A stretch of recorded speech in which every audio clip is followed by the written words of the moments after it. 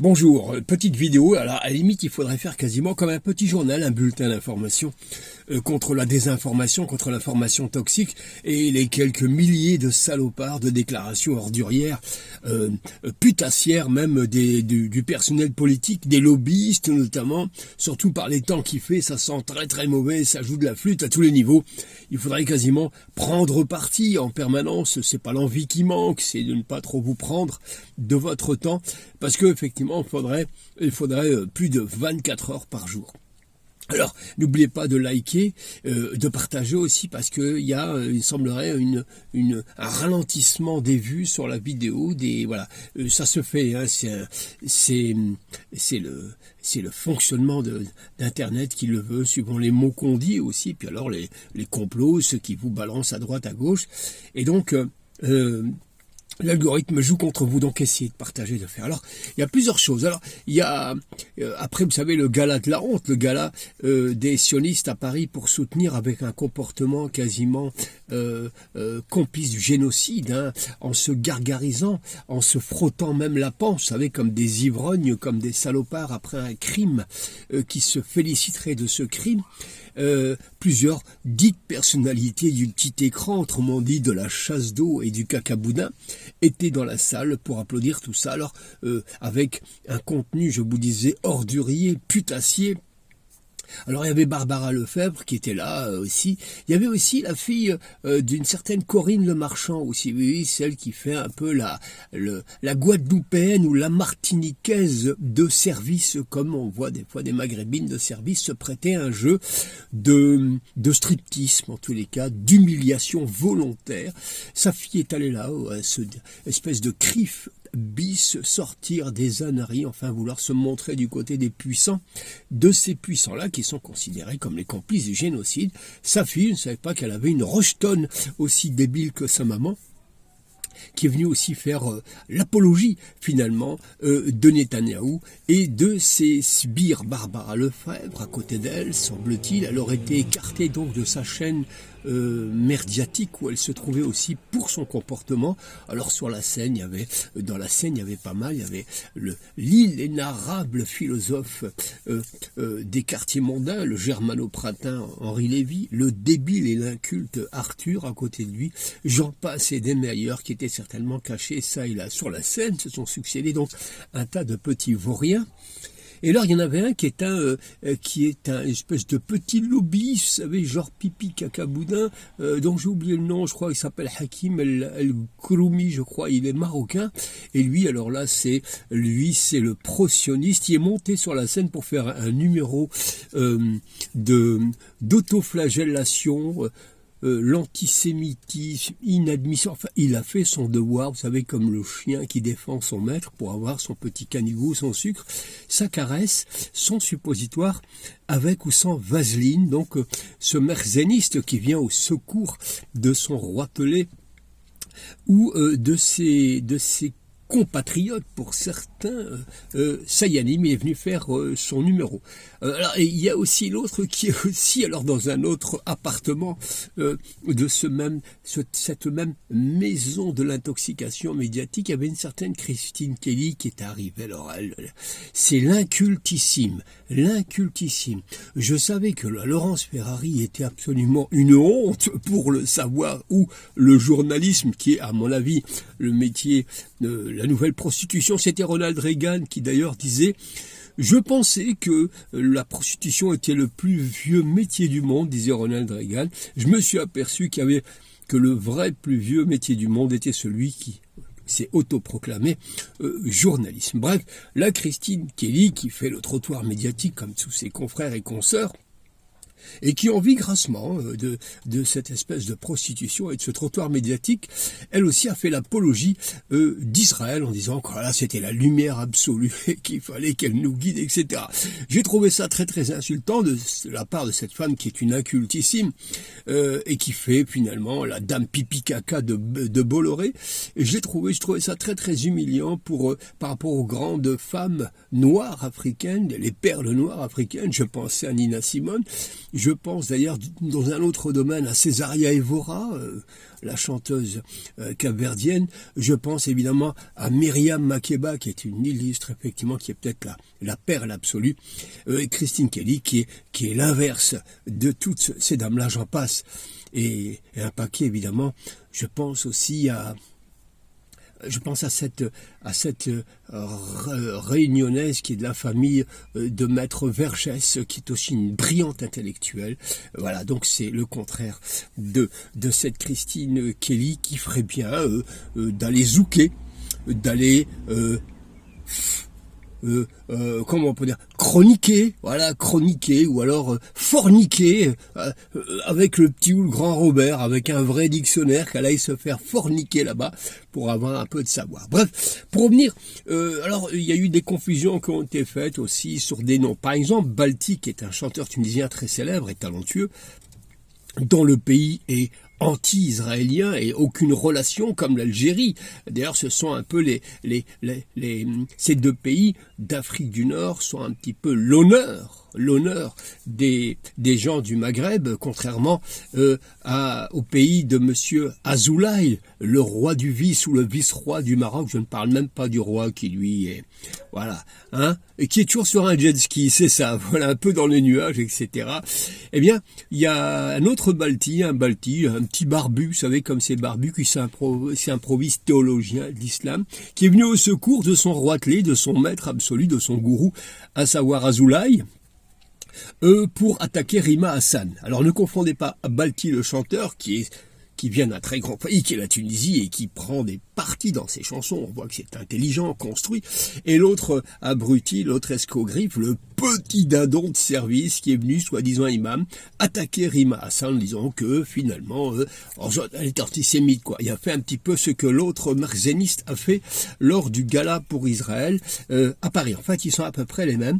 Ce sont les deux faces, les deux faux culs de la même médaille.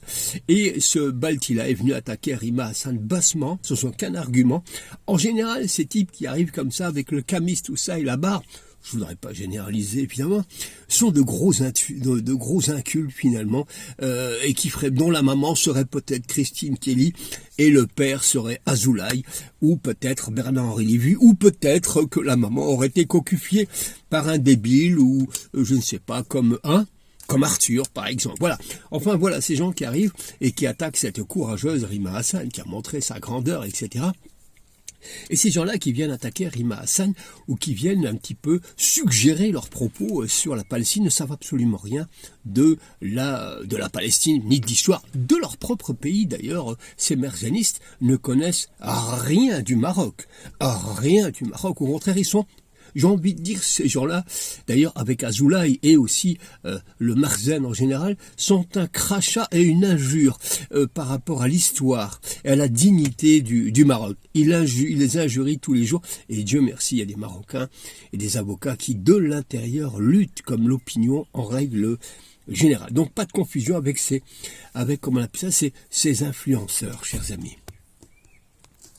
Alors, je vais conclure, mais dans le bon sens du terme, pas, vous savez, lorsqu'il y a une relation homme-femme, on dit bon, il faudrait conclure, etc. Alors, on conclut dans l'honneur, évidemment, dans le respect, en tout bien, tout honneur. Chers amis, il y a Rotaillot, vous savez, celui qui avait l'obsession algérienne, on pourrait l'appeler l'obsession algérienne, qui a fait un discours en disant « je veux m'intéresser aux gens bien ». Ça fait penser au taré de Bush, un petit peu. On retrouve maintenant la bouche d'égout, notre bouche d'égout en la personne de Trump. Mais là, la bonne bouche, le penseur du bien, c'est Rotaillot qui j'aimerais parler aux gens bien. Alors, moi, je ne sais pas ce que c'est que des gens bien. Des gens bien de son parti, c'est des gens foutres, en général.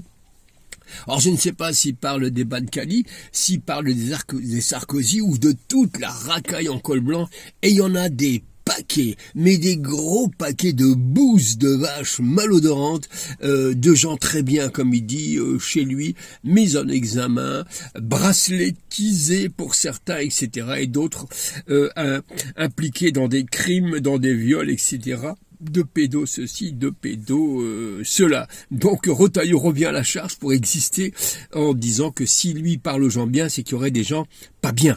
Alors qu'ils disent qui sont les gens pas bien, bien que on devine un petit peu de qui il veut parler, parce qu'il faut faire du populisme et il faut s'adresser aux Français qui est littéralement défoncer l'opinion française et lobotomiser. Moi qui fréquente beaucoup, pour des raisons quelconques, les bibliothèques, je peux vous dire qu'il n'y a pas beaucoup de monde. Il n'y a pas beaucoup de monde. Et ceux qui vont dans les bibliothèques, eh bien, c'est des gens qui me ressemblent. En plus jeunes, évidemment, des filles et des garçons qui me ressemblent qui sont dans les bibliothèques. Je ne vois plus ceux qui, à 20 ans, je fréquentais, etc., des Français, des Blancs. Il n'y en a plus. Alors, j'espère qu'ils sont encore dans le savoir, ou qu'ils sont déprimés de voir que leur pays leur a été plus ou moins confisqué, dévalué par des politiques de dévaluation de l'estime de ce que fut la France. Mais en tous les cas, les bibliothèques ne sont plus fréquentées par cette France qui est en train de pourrir sur pièce devant la télévision. Je ne peux conclure sans citer encore une fois Janson, le porteur de valise Janson, qui disait dans une de ses, en parlant de la 4e République, mais la 5e est la même, dans la fin d'une de ses colères légendaires, Janson disait « Cette République s'est vendue au dollar, bonsoir, salope ». Pardon du mot, mais c'est un grand mot, c'est un célèbre mot parce qu'il est plein d'histoire, il est plein de véhémence, il est plein d'intelligence. Ce sont les mots de Janson, chers amis, un peu comme Gisèle Halimi qui avait été scandalisée, vous savez, quand le trait Charlie Hebdo, vous savez, celui qu'il faut lire avec, que vous avez les mains sales quand vous le touchez, comme dirait Pierre Desproges, lorsque l'un des dessinateurs, l'un des penseurs avait été écarté, je veux parler de Ciné, le dessinateur qui fut un porteur de valise, un homme pro-Algérie française, lorsqu'il avait été attaqué par Philippe Valls, pro-Sionard, et mis dehors parce qu'il avait fait un jeu de mots sur le fils Sarkozy, j'avais appris à cette occasion que Gisèle Halimi était l'une des membres fondateurs de Charlie Hebdo. Et lorsqu'elle a vu que Ciné a été évincé, accusé de toujours la même chose, la tarte à la crème, de l'antisémitisme, elle avait déclaré une lettre en 3 mots, une lettre comme une lame de couteau, elle avait déclaré, envoyé une lettre à Charlie Hebdo en leur disant « Je suis un des membres fondateurs de Charlie Hebdo, mais après votre comportement sur Ciné, je vous prierai, écrivait-elle, de ne plus jamais m'adresser et m'envoyer votre journal. Ça, c'est de la grandeur. Ça représente la France. La Tunisie, évidemment, puisqu'elle était d'origine tunisienne. » Alors, j'aimerais pas être confus et vraiment conclure en même temps et confus dans mon propos. J'aimerais en tout cas ramasser mon propos dans tous ces scélérates qui sont un peu partout, qui pullulent dans le monde télévisuel, sur le trottoir médiatique. Il faudra l'agrandir, ce trottoir, pour que cette poubelle, que tous ces détritus puissent y être et s'installer sur cette immense poubelle médiatique. À l'occasion donc de l'attaque, de l'agression d'un Netanyahou, d'un criminel de guerre, d'un criminel contre l'humanité, certains voient déjà le Roitelet, le fils du Shah qui est encore vivant, se voit déjà peut-être remplacer le pouvoir en place en Iran. Son père, le Shah d'Iran, qui était une pure fripouille, un type qui s'était mis un paquet de décorations militaires, un petit peu comme Colin Powell, qui n'a jamais rien fait que tuer des gens. Colin Powell, lui, le Shah d'Iran, rien du tout, s'était mis tout ça, il n'a absolument rien fait, il n'a été courageux que devant les petits fours lors des occasions de grands banquets qu'il offrait, tandis que sa population était frappée par sa police, la Savak, ou alors il était courageux, l'ancien Shah d'Iran, lorsqu'il était devant les vitrines, l'étalage de la joaillerie des grands joailliers, il était courageux de claquer des centaines de millions pour la chénouba, pour sa femme. Les guerriers, entre parenthèses, de pacotille, voudraient déjà voir ce fils de Roitelet, indigne comme son père, prendre la place donc des mollahs en Iran. Décidément, les royautés musulmanes ou françaises sont d'un ridicule absolu et inouï, et ils sont effectivement les marionnettes, les péripatéticiennes du système capitaliste, du système militaire mondial ou de domination mondiale qui avance effectivement sous couvert des droits de l'homme, bien évidemment.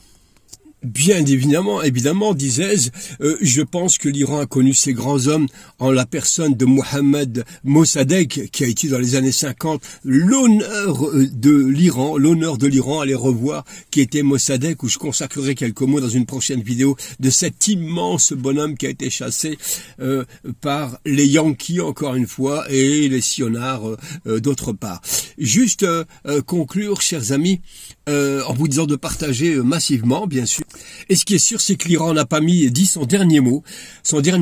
Quant à ceux qui, j'ai vu pas mal de trucs, après l'Iran, ce sera le tour de l'Algérie. Pardonnez-moi le geste que je vais faire, mais comme la vidéo a été assez longue, à ceux qui aimeraient bien voir l'Algérie détruite, à tous les maquistes, les vendus et autres grosses salopards, je leur fais ça. Voilà, merci à toutes et à tous, et à très bientôt, merci.